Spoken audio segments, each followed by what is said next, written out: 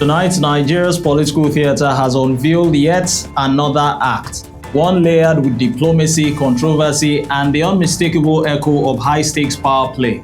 Across our borders, former President Goodluck Jonathan has stirred the global conversation once again. He describes the Guinea-Bissau political upheaval as a ceremonial coup.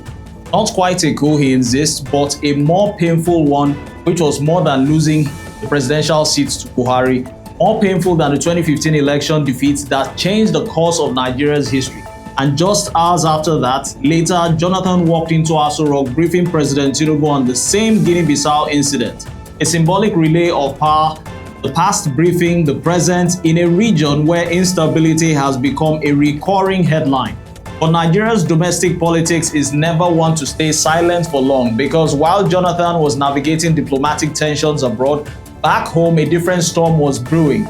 The Senate received 32 additional ambassadorial nominees, a list featuring familiar political heavyweights: Mahmood Yakubu, Okezie Peazu, Ifeanyi Ugwanyi, Jimoh Ibrahim, Femi Fani Kayode, Reno Omokri, and the even late Ajimobi's wife. Names that dominate timelines, fuel debate, and carry decades of political memories. But the long shadow of controversy rose almost immediately. The PDP, in its sharpest tone yet, dismissed the list as disgraced propagandists and characterless politicians.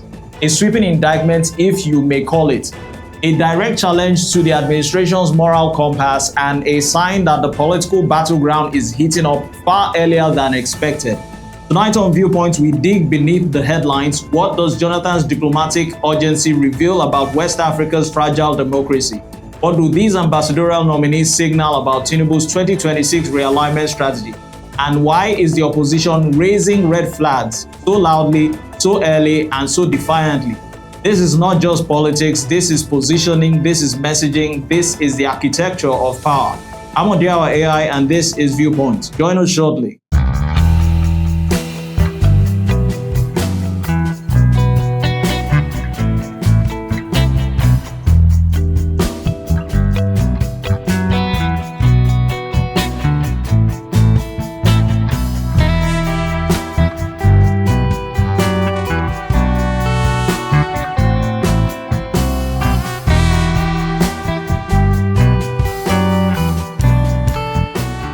You're welcome back. We unravel a story that reads like political fiction, yet every frame of it is actually real, non-fictional. A story of a president who announced his own coup, a military that claimed to have taken over yet arrested no one, an election whose results were ready but mysteriously silenced, and a former Nigerian president, Goodluck Jonathan, who says that what happened in Guinea-Bissau was more painful than losing to President Muhammadu Buhari. Ladies and gentlemen, welcome to the unfolding political mystery in West Africa, the ceremonial coup. Here's what former President Goodluck Jonathan had to say. Your Excellency, good afternoon, and thank you for your time today. Can you tell us about your experience in Guinea-Bissau and, monitoring these elections? Thank you so much. Since I left office, I've always been scared talking to the media. But in this particular case, I decided to speak to the media. First and foremost, to thank Nigerians for the show of empathy, the encouragement, because while we were in Bissau and this so-called coup happened, the information we got was that the whole country was agitated, young and old, irrespective of religious divides or political divide. And I sincerely appreciate Nigerians, and I want them to hear directly from my mouth that I appreciate their concern. And secondly, to thank my president, President Tinubu, and the Ivorian president, President Ouattara. Both presidents were to send aircrafts to lift us, but somehow, Côte d'Ivoire is closer to Guinea-Bissau, and there's always some relationship between Francophone countries and the Lusophones, or among the Francophones. They were able to penetrate their system to get landing permits first before Nigeria could do that. So the Ivorian aircraft was already on their way to pick us. So when we learned about the Nigerian aircraft about leaving, we asked them not to bother. And that is why, if you see the pictures, I was brought by an Ivorian aircraft. So we thank the two presidents, President Ouattara and President Tinubu, and indeed thank Nigerians, young and old, for that. And specifically, what happened in Guinea-Bissau, I wouldn't call it a coup. It was not a coup. Maybe some people describe it as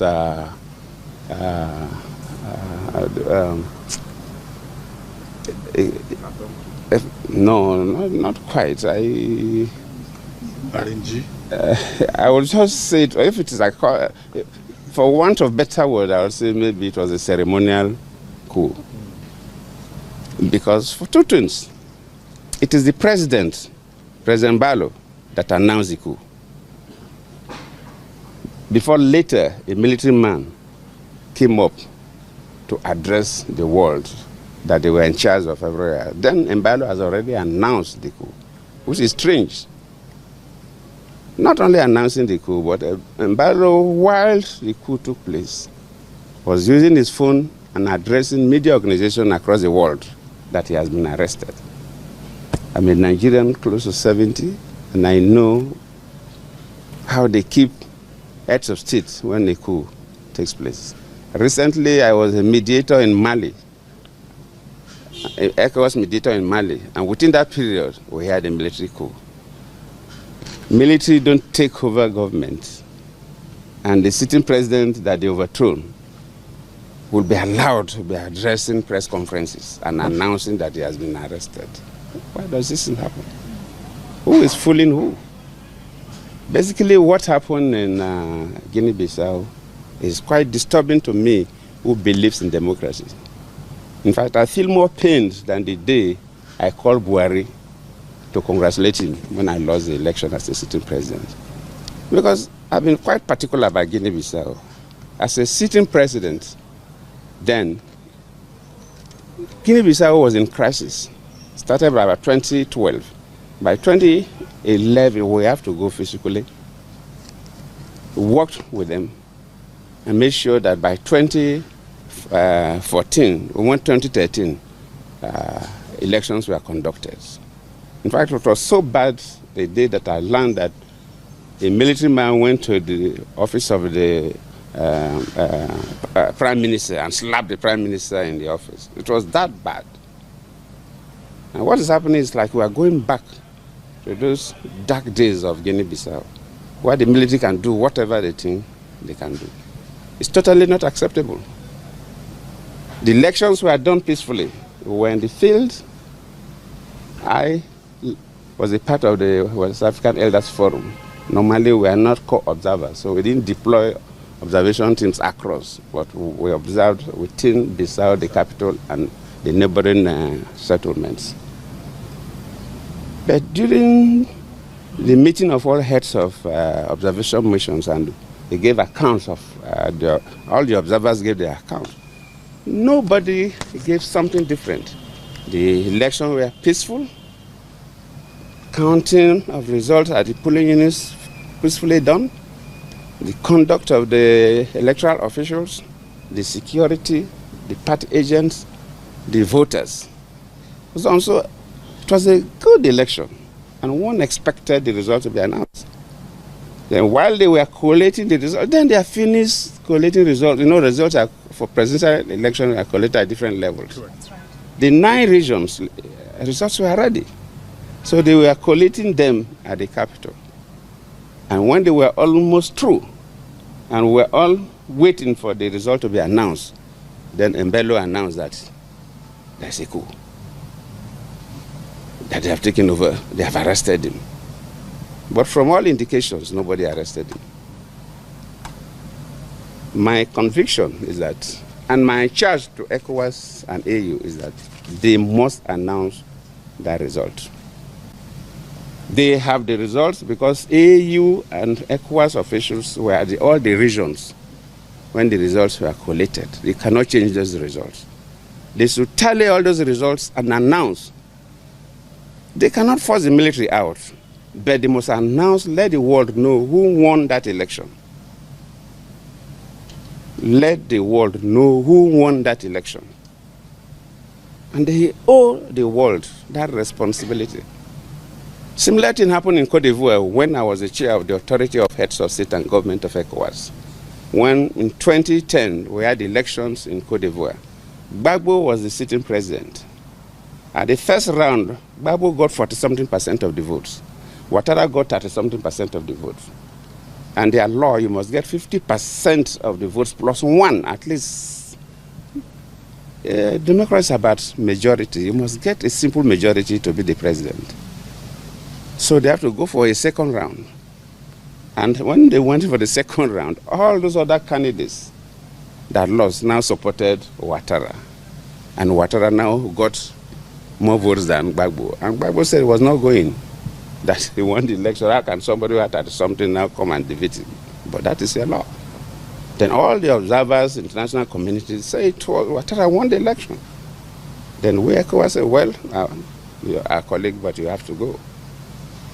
If the observers, everybody say Ouattara won the election, Ouattara must be sworn in as the president of Cote d'Ivoire. I stood my ground as the chair of the Authority of Heads of State and Government of ECOWAS, and Ouattara was sworn in. So, the leadership of ECOWAS, luckily, Madabio was a former military man himself, so he should be courageous. The leadership of AU, they must be courageous. They must announce who won that election. I'm not saying they should mobilize soldiers to go and fight. No need to shed blood, but we must know. Because the results are there. They have the results. The AU, ECOWAS, they have the results. So we cannot be playing pranks. Nobody should call others fools. There's no way they remove a military coup. Military coup at the time they want to announce the result. How? And the president was the person who announced the coup. It doesn't happen anywhere. Well, people are too young, so they didn't know what used to happen in Nigeria. We're a country that witnessed a series of coups before. So it doesn't happen. Well, Your Excellency, speaking about ECOWAS, as of this morning, there was an update that ECOWAS leaders have suspended Guinea-Bissau from decision-making bodies. What comments do you have towards that? No, that's traditional. Because ECOWAS, though, if you follow the history of ECOWAS started when a number of West African countries had military leaders. But later on, when leaders now see that for your economy, ECOWAS is economic communities, the emphasis was the economy. But for you to develop your economy, you must be politically stable. So protocols were changed, and we agree that in ECOWAS, we must not go back to military rule. We must not go back to military dictatorship. We must embrace democracy. And since the change of protocols, if any country, a military takeover, that country is suspended. It's normally, it's natural. So we expect that, and they knew it was going to happen. So it's not strange. So, Your Excellency, as we speak now, 4 countries within the West African bloc, 3 have already... Don't worry yourself. Even if 5 countries remain in ECOWAS, so be it. It's costly to do the right thing. But ECOWAS must not bother. If Guinea-Bissau want to join the military camp, they should. They should. Even if 5 countries are committed to remain in ECOWAS and develop ECOWAS, the only thing is that they must modify the protocols or create some other protocols to make sure that ECOWAS do things that will endear them to the citizens, things that young people will benefit, things that business class will benefit, things that students will benefit. Let ECOWAS be attractive to citizens of the community, not just talking about political issues. When ECOWAS continue to do those things, these countries, they will come back to join ECOWAS. The military, it will not be forever. You carry gun today, took over government, with time, the society will be tired of you and will ask you to go. It will not take more than 10 years for all these countries to go back to civil rule, and they will join ECOWAS. So for now, even if only 5 countries out of the 15 are ready to carry on with the ECOWAS, they should. Look, we should not bother about that and begin to change their position. ECOWAS must stand firm. We cannot accept military in ECOWAS. So you sound, even from your words, that we can feel the pain, because you are someone who believes constitutional democracy must reign. For the persons concerned in this, because you have also shared that your strong feeling is that this coup was engineered by President Mbello himself, a former military officer. The question, sir, is this. For someone who chaired ECOWAS, I'm talking about President Mbello, how do some of you who also chaired the same body feel? That is the most painful thing. President Mbello, just yesterday, was the chair of the Authority of Heads of State and Government of ECOWAS. One will expect him, as the president of Guinea-Bissau, to do his best. Luckily, he's an ex-military man, so he has a military constituency. He was a very senior military man before retiring. So he has his own friends, boys, and so on. He should be the person that can prevent any coup in Guinea-Bissau. I don't expect a coup that will remove him from office. In any case, the election, immediately they announce, for them, immediately the results are announced. They inaugurate the new president the following day, so his tenure was almost over. But I don't expect him to be as the president of Guinea-Bissau, a retired senior military man, and organize coup against him. I don't expect. I don't. So speaking about President Mbalo, what would you advise him and the political class of Guinea-Bissau at this moment? Well, I know what the political class will do. I don't even need to advise, because the political class will want those results to be announced. The political class will want the results of the election to be announced. Nobody should take citizens of a country for a ride. People did not go to work. People wasted their time, queued up, voted, and when they are about announcing results, then you come as soldiers and you scuttle the results. So the political class will never accept that. For the military, I'll plead with them not to take Guinea-Bissau back to the dark days of 2011 to 2014.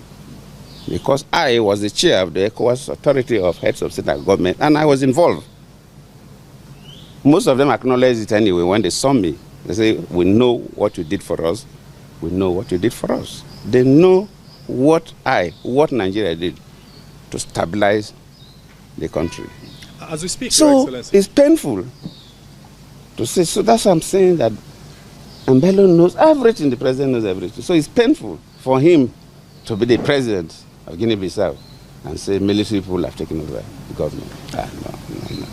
Your Excellency, it's totally not acceptable. Your Excellency, you are now back in Nigeria. I haven't seen what occurred there. The main opposition leader, Fernando Diaz, is still in custody. What's your message? They have to release the man. The man has not committed any offense. They just have to release the man. And the international community must talk to the military to release the man. The man has not committed any offense. The man has not even declared himself president, as to say, oh, we have taken over government and you have declared yourself, so it's treason. No. The man has not committed any offense. There's no reason to restrict the man at all. They should allow the man to be free. And we advise the military in Guinea-Bissau not to take Guinea-Bissau backward. When I was in Guinea-Bissau 2012, and just came back from Guinea-Bissau yesterday, there's significant development going on. The capital is taking shape. And we believe that with that, the country will take shape. So the military should not take us backward to the dark days of 2011 to 2014. And finally, Your Excellency, how soon do you expect a return to constitutional governance? Nobody can say. Nobody can say. But I believe if ECOWAS, supported by AU, are firm. Yes, they may not, because after all, Burkina Faso has not returned, Niger has not returned, Mali not returned. So, well, Guinea is returning in December. The military head, London, the military head is contesting, so we know who will win the election. So, but at least we can, some kind of pseudo-democracy, which is better than core military formation. But at least Guinea is making an effort to return. So you can't say, nobody can say exactly. But even if they will stay on, first they must release Fernando Diaz. He has not committed any offense. Second, the results must be announced. Let the world know who won the result. And okay, this man won the result, but the military overthrew him. That's the better story than to tell me that they organized a coup to remove Mbele. Mbele was leaving government. I mean, Mbele was to leave government today. So what kind of a coup to remove Mbele? Thank you, Your Excellency. Thank you very much, Your Excellency. Yeah, Thank you. yeah. Goodluck Jonathan had gone to Guinea-Bissau as head of the West African Elders Forum, observing an election most observers said was actually peaceful. The results were already 9 regions collated. The final announcement was minutes away. Then suddenly, President Umaru Sissoco Embalo goes live and announces a coup. Yes, not the military, not the rebels, the president himself announcing he's been overthrown, claiming he's been arrested, while holding his phone, giving interviews freely, addressing the world like a man broadcasting from his living room, not as a hostage in some bunker. Jonathan called it strange. We call it unprecedented, unorthodox, and unbelievably suspicious. Jonathan returns to Nigeria, shaken, trapped briefly in the chaos, and visibly angry. He says that was not a coup, it was a ceremonial coup. He repeats it over and over again because even he cannot find the right word to describe a sitting president announcing his own downfall. And he asks the question, Jonathan, who is fooling who? And then, with painful honesty, he says, admittedly, what happened in Guinea-Bissau pained than the day I called Buhari to concede defeat. More painful than the phone call that ended his presidency. More painful than the political humiliation of 2015. Why? Because Jonathan believes in elections. He believes in regional democracy. And what he saw in Bissau, he says, looked like a country playing games with the democratic process. Now let's talk numbers, because politics is drama, but legitimacy is mathematics. Now Jonathan says 9 out of 9 regions already collated results. ECOWAS and AU, regional and continental blocs, as observers, had the raw data. The winner was already known behind closed doors. This means the will of the people, the numerical verdict of an entire nation exists, sitting in ECOWAS files, sealed by silence. Jonathan goes further to insist they cannot change those results. They must totally tally them, and they must actually announce the results. He even reminds Africa of Cote d'Ivoire's 2010 when he, as ECOWAS chair, stood firm to defend Ouattara's victory. Jonathan is not merely reporting a situation here. He is actually invoking the precedent and also invoking moral history. He is also reminding the continent that democracy only survives when leaders fear the numbers. Now let's ask the question any rational observer must ask. Why would a president announce his own coup? Why would he claim arrests without being arrested? Why would he also call global media while supposedly being detained? Why would he suddenly interrupt the election's results at the very moment they were about to be unveiled or announced? Jonathan says this is totally unacceptable. Observers call it bizarre. Analysts on sets call it preemptive political stunt. But let's be blunt. It looks like a president trying to preempt a likely electoral loss, a manufactured crisis, a distraction strategy, a way to reset the board before the numbers actually expose him, if at all he lost. Then enters the military, claiming control of everywhere, addressing the world, yet curiously leaving the president to broadcast his own overthrow. This is not a classic coup. This is not even a palace coup. As Jonathan said, we know coups. We know palace coups. This was not even a palace coup or a normal coup. This was confusion, weaponized chaos, exploited as a political tool, a ritual destabilization not to seize power but to freeze democracy. Jonathan calls it a ceremonial coup conducted by the head of state himself. Now, while the president was free, the opposition candidate Fernando Diaz was arrested. Jonathan condemns this sharply. He committed no offense, as he said. He didn't declare himself winner. He didn't call for uprising. Neither did he provoke instability. So what was the reason behind the arrest? It's simple. Because when numbers are inconvenient, the next target is the man they favor. Jonathan's message to ECOWAS and AU is not diplomatic. It is confrontational. They must announce the results. They owe the world that responsibility. Jonathan further warns democracy is slipping and the region is repeating old mistakes. Citizens will lose faith. Coups, real and ceremonial, will actually multiply. He further says ECOWAS must stand firm even if only 5 out of 15 countries remain committed. Because if ECOWAS bends today, it actually breaks tomorrow. Now, back home in Abuja, Jonathan briefs President Bola Ahmed Tinubu about the current situation, who happens to fill in as the ECOWAS chair. Let's take a listen. Thank you so much. I came this evening to brief Mr. President what happened. Well, that's the tradition. You have a former president, all these regional and continental issues. Whenever you're involved, when you get back home, you have to brief your president because the ECOWAS leaders will meet. I will not be there. So you'll be able to get first-hand information. I think, just like I mentioned in the press briefing, the key thing is that that election was concluded. Tallying of the results was almost concluded. In fact, the results are known. And the key thing is that the winner of that election must be announced. Well, they cannot kick out the military with force, otherwise people will die. But let us know the winner of the election. So what I'm asking the ECOWAS leaders to do is to reach out to the military leadership in Guinea-Bissau. Talk to them. They are human beings. They know the right thing to be done.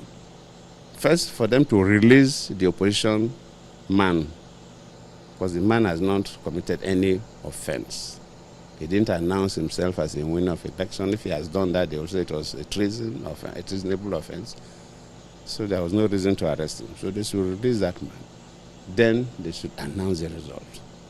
And if the military will agree, the person who won the election should be inaugurated as the president of the country. We are tired of this in Africa. We are tired.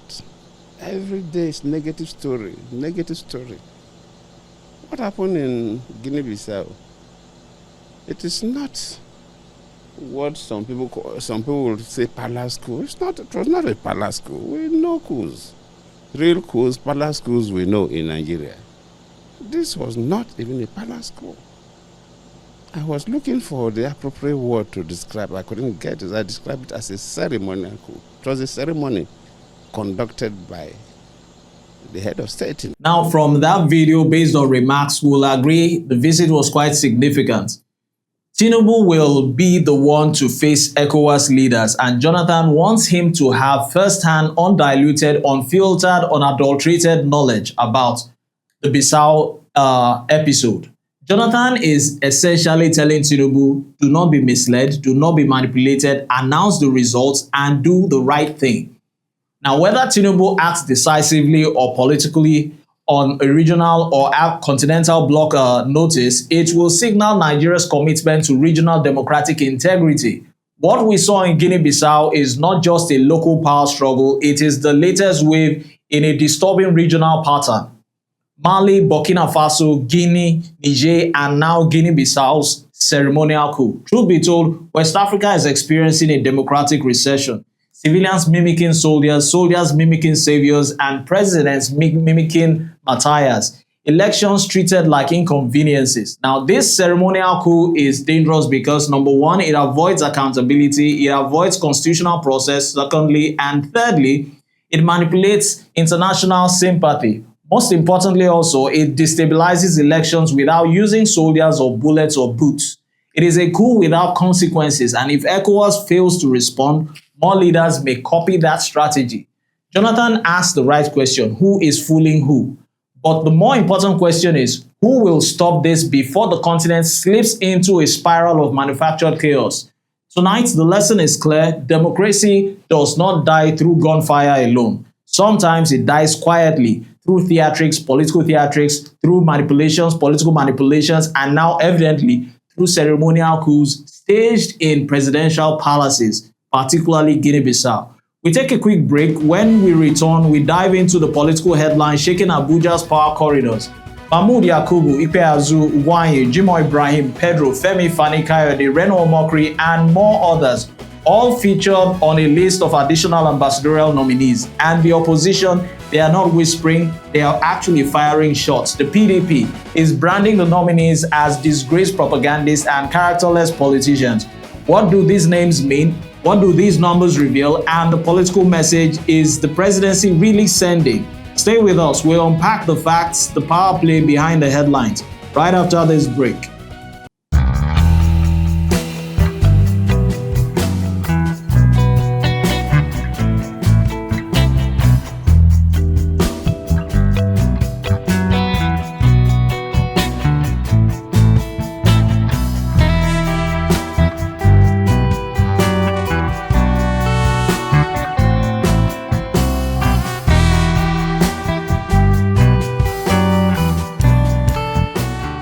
You're welcome back. Now we look into Nigeria's foreign service, which is being written or rewritten not in pencil but in ink, bold enough to echo across Abuja, London, and Washington, probably beyond. Within just 1 week, President Bola Ahmed Tinubu has forwarded a list of new ambassadorial nominees to the Great Chamber, the Senate. Ambassadorial nominees who will soon become the faces, the voices, and the signatures of Nigeria abroad. With everything in our political space, the celebration, the controversies, the consequences, all arriving side by side. Now, breaking it down, according to the headlines, 32 new nominees in a single sweep, 15 career diplomats, and 17 non-career names. But the real story, the names on that list read like a political anthology of modern Nigeria. Listen to this lineup now. Mahmood Yakubu, I beg your pardon, Ifeanyi Ugwuanyi, Okezie Ikpeazu, Otumba Femi Pedro, Femi Fani-Kayode, Reno Omokri, Florence Ajimobi, Lola Akande, Senator Jimoh Ibrahim. Now, ladies and gentlemen, when you take a step back and read these names slowly, you realize this is not just a diplomatic list. This is a political statement. The presidency is not just filling vacant seats, it is responding to loyalists, recycling veterans, rewarding allies, calming factions down, and also, I would say, tightening political networks, all through foreign postings. Now, the career diplomats, 15 of them, they bring stability. Enebechi Monica from Abia State, Dan Ladi from Taraba State, Besto from Adamawa State, Musa Abubakar from Kebbi State, likewise others, just to mention a few. These names look like traditional pillars of the foreign service, but the non-career list, that's where the temperature actually rises to boiling point. Because the question now staring us in the face is this diplomacy or is this political housekeeping? Let's be honest, ambassadorships in Nigeria have never been fully insulated from politics. But this list is unusually packed with political heavyweights, controversial figures, and individuals whose personal lives have unfinished chapters. Americans would call it soft landing diplomacy, but here in Nigeria, we call it political balancing and sometimes political rehabilitation. But the opposition PDP wasted no time in firing back. Their statement, for your information, was not cautious, not diplomatic, neither was it subtle. It was a political grenade thrown directly at the nomination table. They called the list, and I quote, reprehensible, scandalous, filled with disgraced propagandists and characterless politicians. This is not the language of politics as usual. This is the language of political war. The PDP argues that these ambassadorial nominees are held in poor regard both at home and abroad. They accuse Mahmood Yakubu, the former INEC chairman, as delivering an electoral process filled with double-speak and undelivered promises. And then they hit the hardest point in their entire statement. A nominee reflects the values of the nominator. In other words, Tinubu's nominees are Tinubu's mirror, a reflection of Tinubu. This is a political punch delivered with precision. Now, here's where the analysis actually deepens, because beyond the politics lies Nigeria's image abroad. We can't escape it beyond reasonable doubt. Ambassadors are not mere messengers. They are the country's faces abroad. The first handshake, the first voices, and the first impression of the country. That's the ambassador. So the PDP's warning lands with weight. Number one, sending individuals with controversial or political noisy backgrounds abroad. Secondly, especially global powers such as the UK, the US, France, China, India may raise eyebrows. Diplomacy is built on trust, credibility, and professionalism. And so the question now hangs in the air. Will this batch elevate Nigeria's global standing or actually bruise up Nigeria's global standing? Let's not forget that this comes after a 3-year delay in ambassadorial nominations. And now suddenly within 1 week, ambassadorial names are ready. Do we call it coincidence, strategy, pressure, political consolidation, or simply a presidency ticking off a long overdue task?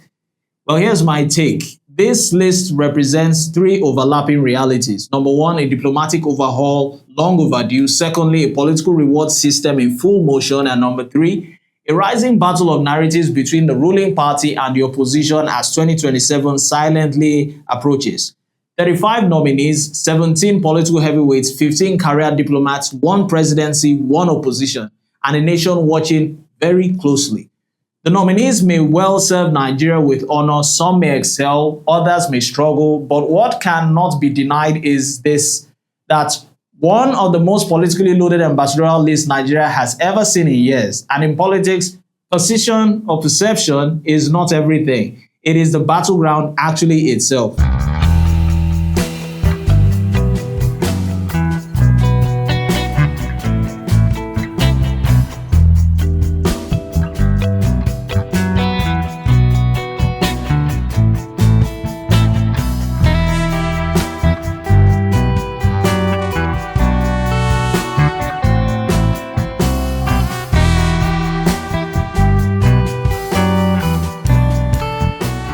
And that is where we leave it tonight. From Goodluck Jonathan's startling admission, calling the Guinea-Bissau turmoil a ceremonial coup, even confessing that the incident cut deeper than the historic loss to Muhammadu Buhari, to his quiet walk into Aso Rock briefing President Tinubu on the election crisis unfolding just beyond our shores.